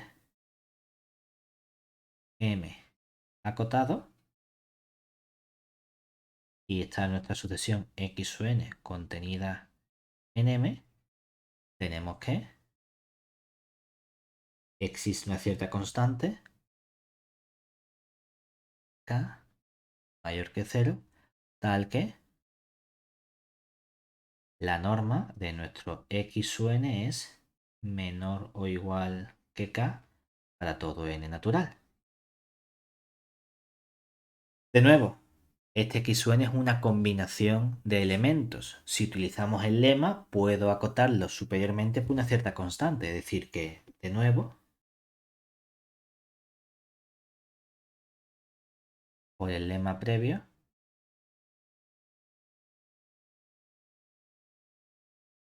existe una C constante positiva tal que podemos acotar cada X sub n, es esa combinación desde i igual a 1 hasta el n mayúscula de los alfa y super n con los e sub i, únicamente por encima por esa constante c y el sumatorio desde i igual a 1 hasta el n mayúscula de los módulos de estos alfa y n de los escalares. ¿Vale? Y esto sería sea cual sea el n natural que nosotros cojamos. Claro, ¿qué tenemos así? Tenemos una cadena de desigualdades, ¿verdad? Es decir, que por lo tanto, ¿qué podemos afirmar entonces de nuestra sucesión o de esta suma? De nuevo que la suma desde i igual a 1 hasta el n mayúscula de los escalares alfa y n, esto es menor o igual, como la constante es positiva, la paso dividiendo que esa constante k partido el c mayúscula, ¿verdad? O el c simplemente. Lo cual significa que entonces, si la suma de todo esto es más chico, tenemos que cada uno de estos alfa y n es menor o igual que esa constante k partido por c, sea cual sea el i igual a 1, 2 hasta n y para todo n natural. Luego, ¿qué ocurre? Que la sucesión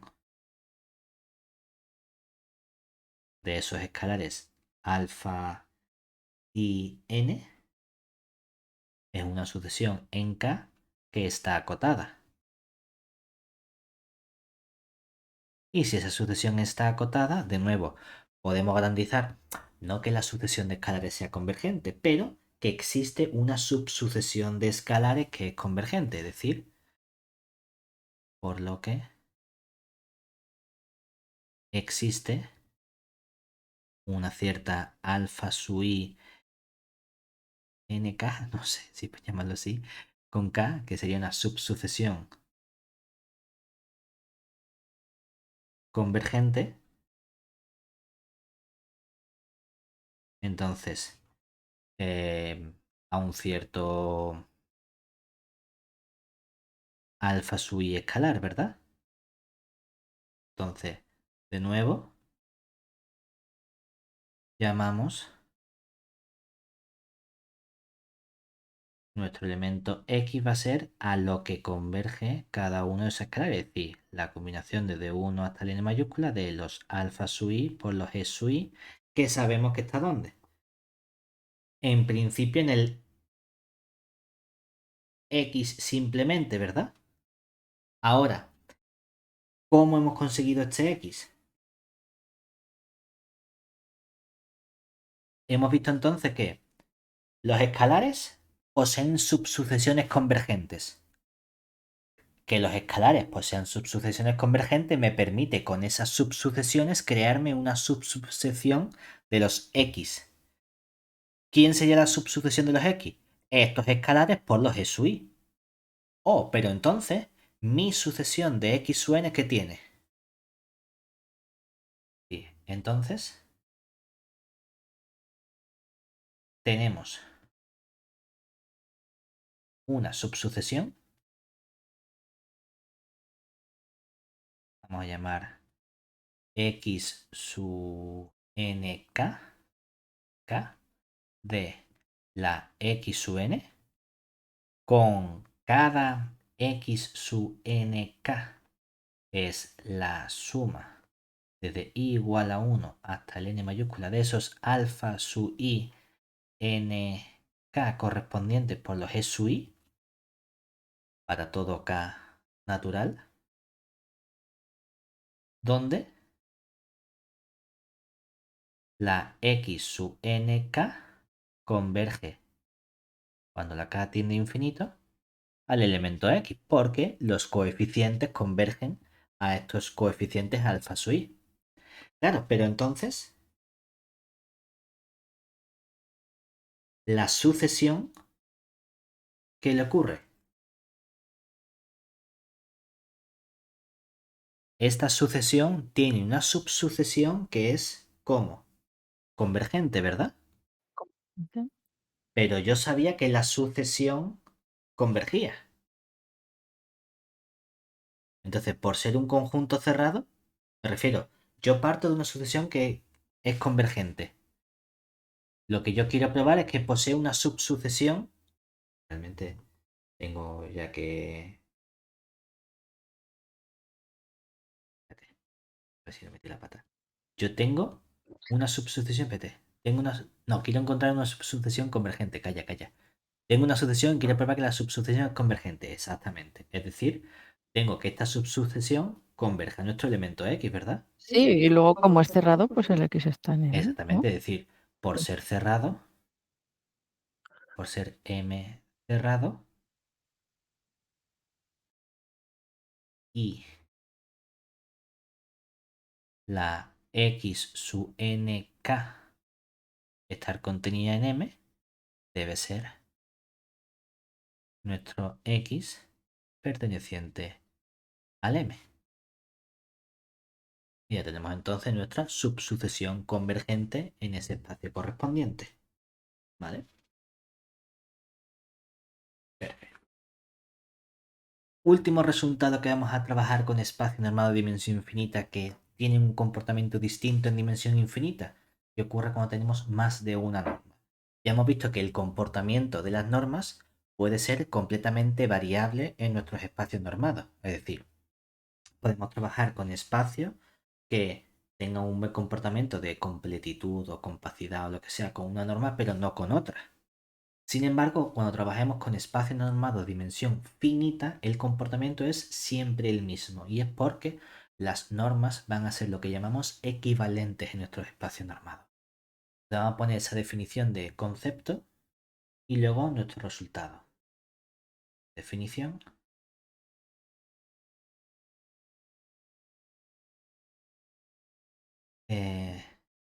Dado o dadas norma 1 y norma 2 que sean normas sobre un conjunto X, decimos que son equivalentes si existen. A mí me gusta poner una constante m minúscula y una m mayúscula positivas, tales que cualquiera que aparezca en medio, la norma 1 o la norma 2. Lados.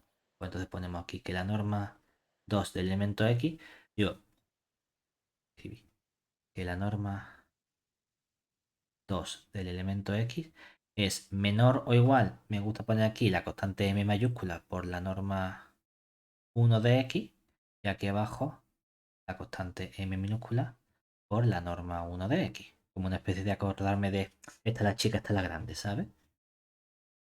Queda frío. Sea cual sea el X que cojamos de nuestro espacio normado.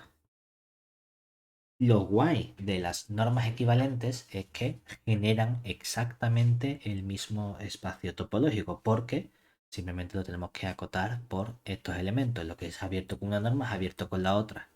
Es decir, nota, cuando tengamos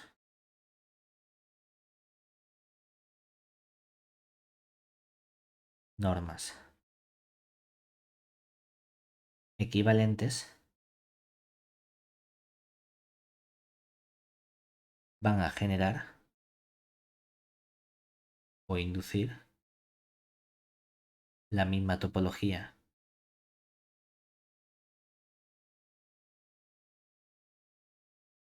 sobre el espacio normado X.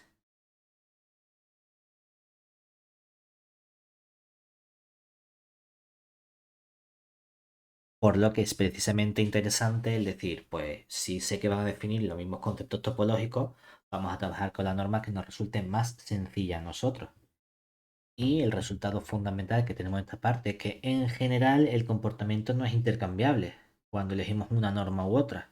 Sin embargo, si cogemos nuestros espacios vectoriales que tengan dimensión finita, ahí sí que nos va a dar exactamente igual el espacio o la norma con la que trabajemos. Es decir, nuestro teorema fundamental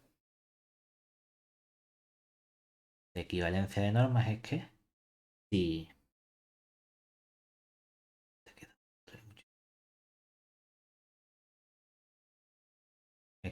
si tenemos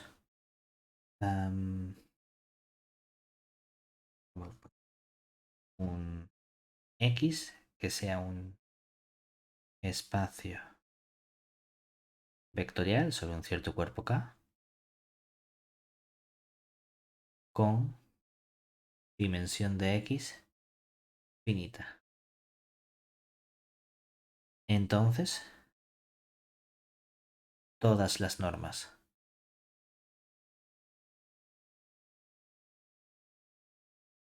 sobre X son equivalentes.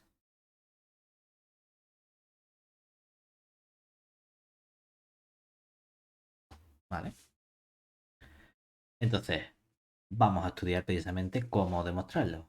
Si te fijas en nuestra definición de equivalencia, en el momento en el que tienes una desigualdad, si lo hacemos en general, con cambiar el comportamiento de la norma 1 con la norma 2, obtenemos la desigualdad contraria y la constante es 1 partido o similar. Es decir, demostración, no nos hace falta probar una desigualdad y luego intercambiar el comportamiento.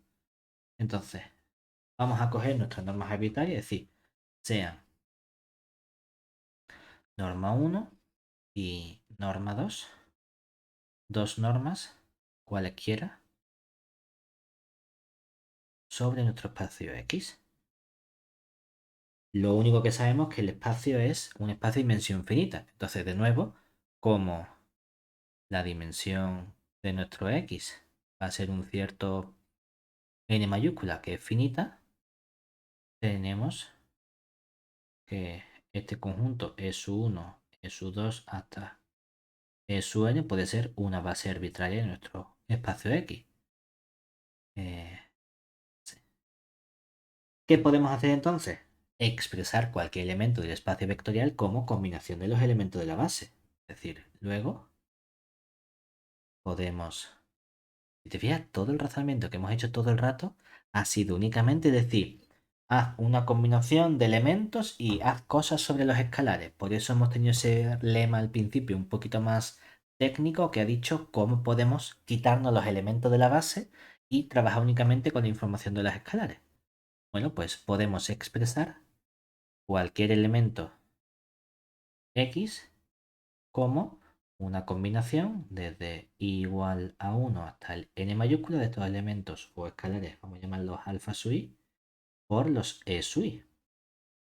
Entonces, de nuevo, tenemos una combinación. ¿Qué nos dice el lema? De nuevo, por el lema previo,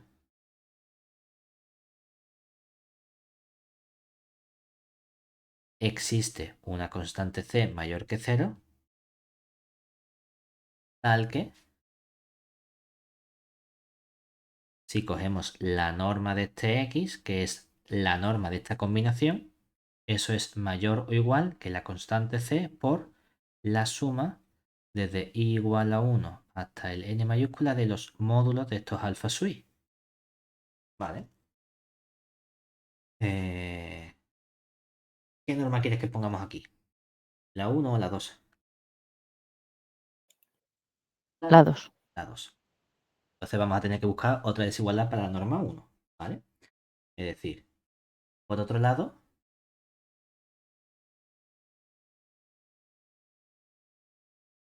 si cogemos la norma 1 de x, eso es la norma 1 de una combinación lineal finita, de igual a 1 hasta n de los alfa sub i por los elementos e sub i. Por lo tanto, esto es menor o igual por la desigualdad triangular que la suma desde i igual a 1 hasta los n de estos módulos de los alfa sub i por la norma 1 de estos elementos de la base. Claro, el lema lo que consigue es quitarte de en medio las cosas de la base. Aquí con la desigualdad triangular no me quita de en medio las normas de la base. Bueno, puedes hacer una cosa. Acota por la norma más grande. Como una cantidad finita, seguro que existe, pues esto es menor o igual que, podemos llamar, ¿cómo queréis llamarlo? K, que va a ser el máximo, y podemos poner un máximo y no un supremo porque tenemos una cantidad finita desde 1, 2 hasta n de la norma de los elementos de la base en norma 1. Por tanto, cada uno de estos es menor que esta k, nos queda entonces que esto es k por la suma desde i igual a 1 hasta el n mayúscula de los alfa sub i. ¿Qué hemos conseguido entonces? Hemos obtenido así,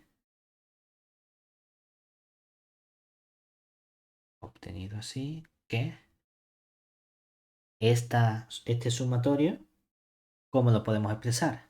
Por un lado teníamos que el sumatorio con la c era menor o igual que la norma 2, o lo que es lo mismo, el sumatorio desde i igual a 1 a la n mayúscula de los alfa sub i es menor o igual que 1 partido c por la norma 2 de x, ¿verdad? Y tenemos también que este sumatorio es mayor o igual que 1 partido k por la norma 1 de x. Luego, aquí ya tienes las dos partes, ¿verdad? Tienes tanto que la norma, en medio pusiste la norma 2 en la definición, ¿verdad? La norma 2 en la definición. Tenemos que la norma 2 de x es como mayor o igual que ¿quién? Que esa constante c partido por k por la norma 1 de x, que es lo que podemos llamar la constante m minúscula por la norma 1 de x. Y si lo que hacemos es el mismo razonamiento, pero cambiando la norma 1 con la norma 2, tenemos la desigualdad en el sentido contrario. Es decir, análogamente,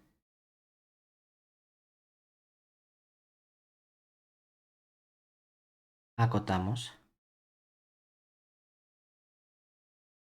la norma 2 menor o igual que una constante m mayúscula por la norma 1 de x.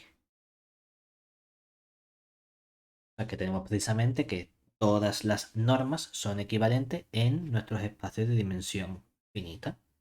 Y la parte fundamental ha sido que puedo acotar o puedo expresar esto precisamente con esta suma finita de las combinaciones lineales. Si tuviésemos nuestras sumas infinitas ya todo se complica. Para empezar, este máximo no tenía por qué ser un máximo, tenía que ser un supremo. A lo mejor no está acotado, no tenemos garantía de ese buen comportamiento. Por mucho que te dices, bueno, no, pero a lo mejor expresas una combinación y la serie converge porque tienes tu base de Hamel. Ya, es que me hace falta una base de Schauder, no una base de Hamel. No es tan inmediato el paso a una dimensión infinita. Hay que tener cuidado. Por eso el buen comportamiento lo tenemos precisamente en estos espacios normados de dimensión finita. y hemos visto todos los elementos importantes que necesitamos. Cómo se lleva con la compacidad de la bola abierta, cómo se lleva con la completitud o el que sea cerrado y cómo se lleva con la equivalencia de normas que nos indica equivalencia de espacios topológicos. ¿Vale?